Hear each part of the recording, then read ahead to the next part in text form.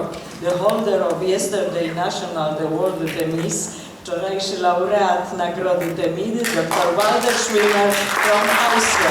The floor is yours. Thank you very much, ladies and gentlemen.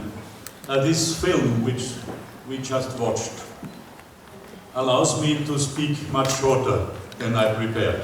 Because although it was about destruction, reconstruction, architecture, culture, it was a lesson about values. It was a lesson about the values of freedom and of human dignity.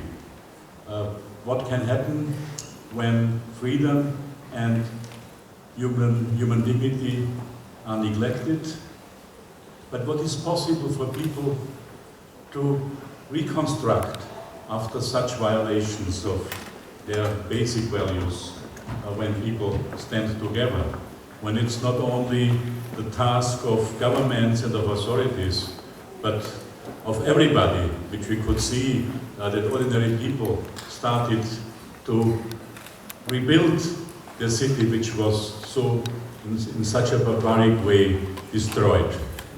And therefore I would like to concentrate in my introductory speech to one specific aspect of the theme we are talking about, and the book is about, human rights and values.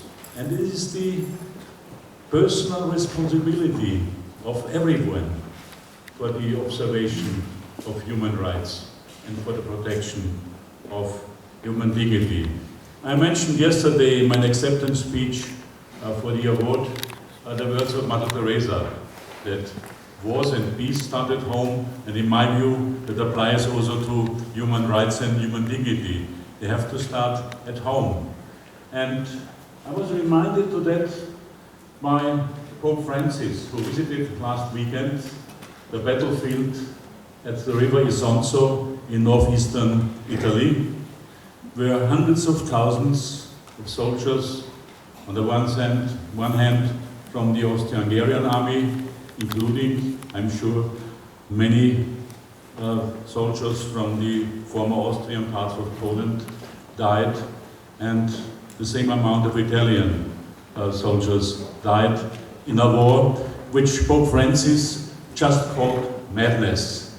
And he said it's the only word he can find for this word, for this war. And he referred to the biblical story of Cain and Abel and to the response of Cain.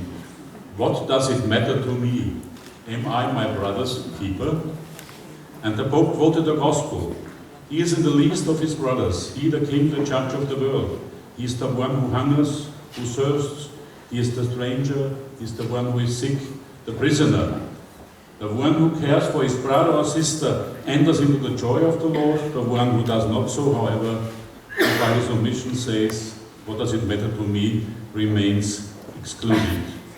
Human dignity and human rights will only prevail if everybody cares for his brothers and sisters' human dignity and fundamental rights. And this, and only this, has to be the foundation of a Europe of values, represented today by the Council of Europe, which was able to serve as Secretary General, but also by the European Union. Poland is member of both institutions. And I would like to say that the European Union in particular, for me, is much more than a single market and the four freedoms of movement of people, goods, services and capital. My Europe is the dream of a united Europe where people stand together and people are responsible together for freedom and for human dignity. I share the vision of Václav Havel. Without dreaming of a better Europe, we shall never build a better Europe. And therefore, and not only because of the Charter of Fundamental Rights of the European Union was solemnly proclaimed with the Lisbon Treaty, the European Union and its institutions, Council, Parliament, Commission, Court, and its Presidency have to guarantee and safeguard the values, including the human dignity of every citizen. This book, which we present today, Human rights as the foundation of a Europe of values deals with the general questions of the implementation and protection of human rights, as well as with a special case in one member country of the Council of Europe and the European Union.